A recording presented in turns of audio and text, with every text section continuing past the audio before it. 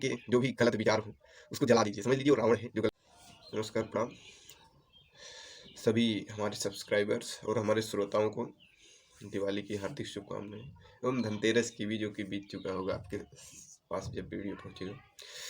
तो हिंदू धर्म की बात करते हैं तो हिंदू धर्म का मुझे लगता है सबसे बड़ा त्यौहार दिवाली है, क्योंकि ये खुशियों का त्यौहार है दिवाली। जब रामचंद्र जी 14 वर्ष का वनवास काट कर रावण को मार करके अपने राज दरबार में पहुंचे थे, तो उस समय उस टाइम के सदियों में सबसे ज़्यादा खुशी हुई थी उनके राज्य में, क्योंकि 14 वर्ष का वनवास काट करके रामचंद्र जी ने राजगद्दी में बैठा था। तो आज तब घी के दीपक ये सब दगे थे, पटाखे वटाखे दगे थे। तो आज भी वही दिवाली का दिन है, क्योंकि हिंदू धर्म में सबसे बड़ा त्यौहार माना जाता है। दिवालियों का एंजॉय करिए और अपने मन के जो भी गलत विचार हों उसको जला दीजिए, समझ लीजिए वो रावण है जो गलत विचार है, जो आपको गलत की ओर लेके जा रहा है। और आप अपने अंदर कुछ ना कुछ विचारधारा राम की लाइए, या राम के विचारधारा को लाइए। वैसे मैं भी लाऊंगा, ऐसा आपके लिए नहीं है। और कहीं ना कहीं आज त्योहार है तो कुछ ना कुछ चेंजमेंट करना चाहिए। असल बात क्या होता है ना, बुरा नहीं मानिएगा, हम लोग अधिकतर 80% लोग पशुवत जिंदगी जीते हैं, कि जैसे सुबह हुआ पशु को चारा की जरूरत होती है तो भी मतलब खूंटे के आरी बगल घूमने टहलने लगते हैं।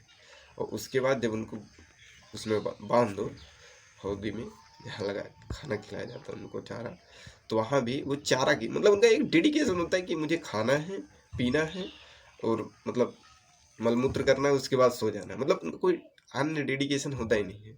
तो चलिए, आज का जो दिन है, आज प्रसन्नता का दिन है, तो हम कुछ अलग करने का प्रयास करते हैं कि इस साल में कुछ अलग किया जाए, जिससे कि मेरा तो फायदा हो ही, उससे मेरे परिवार का भी फायदा हो, अभी मेरे देश का भी फायदा हो, क्योंकि किसी भी देश का निर्माण उसके नागरिकों से ही होता है।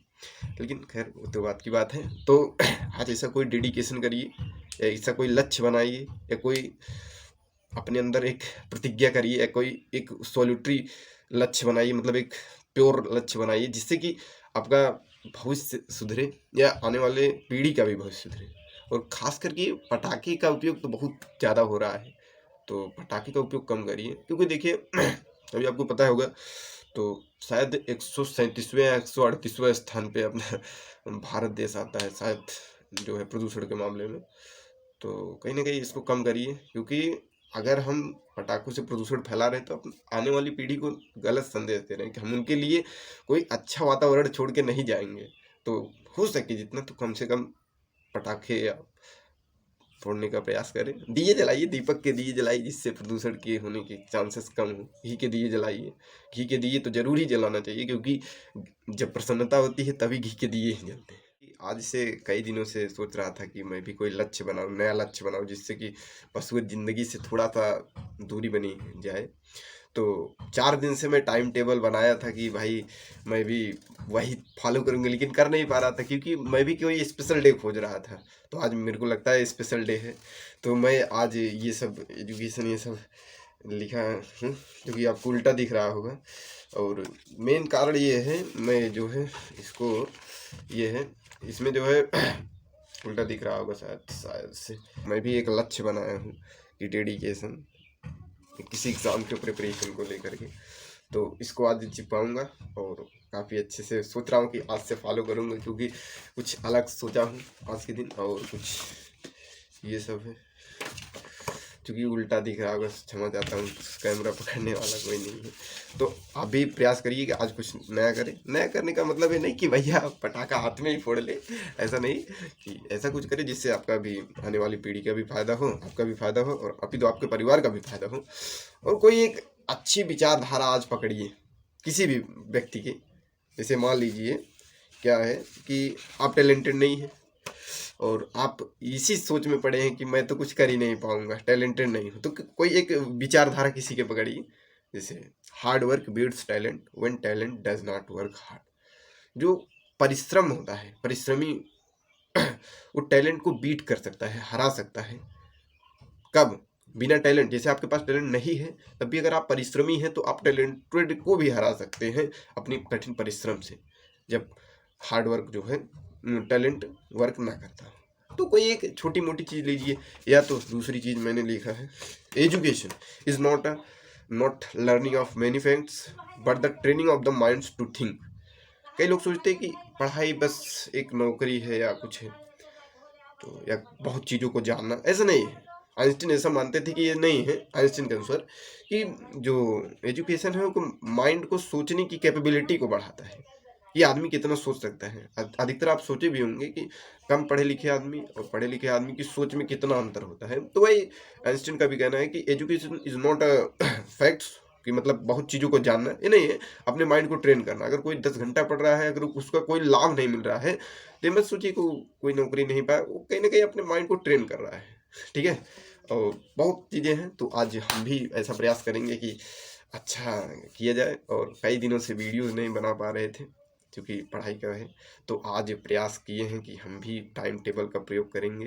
क्योंकि मेरा तो अपने ऊपर ही अधिकार है, दूसरे को सिर्फ सजेशन दे सकते हैं, अपने वाणी के माध्यम से उसको एडवाइस दे सकते हैं।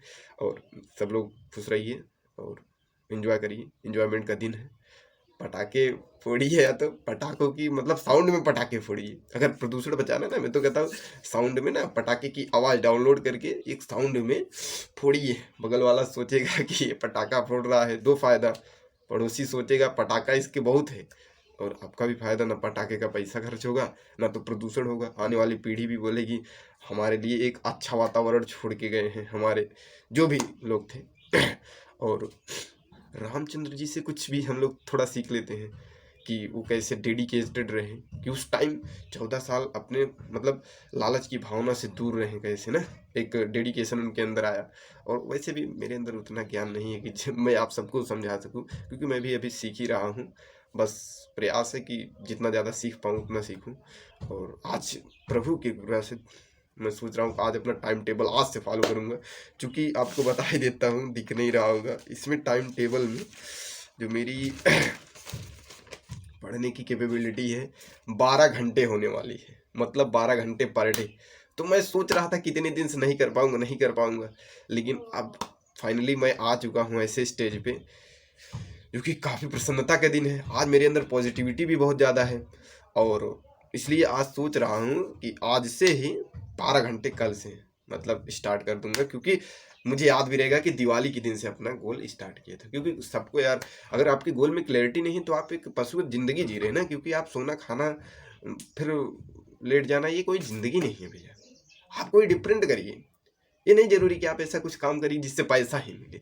नहीं, देखिए हर आदमी आता है, जाता है, चला जाता है, लेकिन कई ऐसे भी आदमी आते हैं जब जाते हैं ना तो इमोशंस छोड़ के जाते हैं। कहीं ना कहीं आप अभी न्यूज में धरती पुत्र को देखे होंगे, कई आदमी की जाते हैं, लेकिन अपना एक छवि छोड़ के जाना कहीं ना कहीं बहुत होता है। यहाँ तक कि गांव के लोग अफसोस नहीं मना पाते, कोई गांव का आदमी जाता है, लेकिन धरती पुत्र मुलायम सिंह यादव जी के हृदय एकदम अविचलित हो गया था। क्यों हुआ था? क्योंकि उन्होंने अपनी ख्याति बनाई थी ऐसी ना। तो किसी व्यक्ति में कोई बात होती है तभी उसकी प्रसन्नता होती है। चलिए, चाहे नेगेटिव हो या पॉजिटिव, पॉजिटिव पे भी मत जाइएगा, अगर नेगेटिविटी भी है तब भी उसकी प्रसिद्धि होती है, पॉजिटिविटी होती है तब भी होती है। चलिए, धन्यवाद और एंजॉय करिए दिवाली की। ये दुख, ये दर्द, ये सब तेरे अंदर है। तू अपने बनाए इस पिंजड़े से बाहर निकल के देख, तू अपने आप में एक सिकंदर है। लागल सब पढ़ाई करे।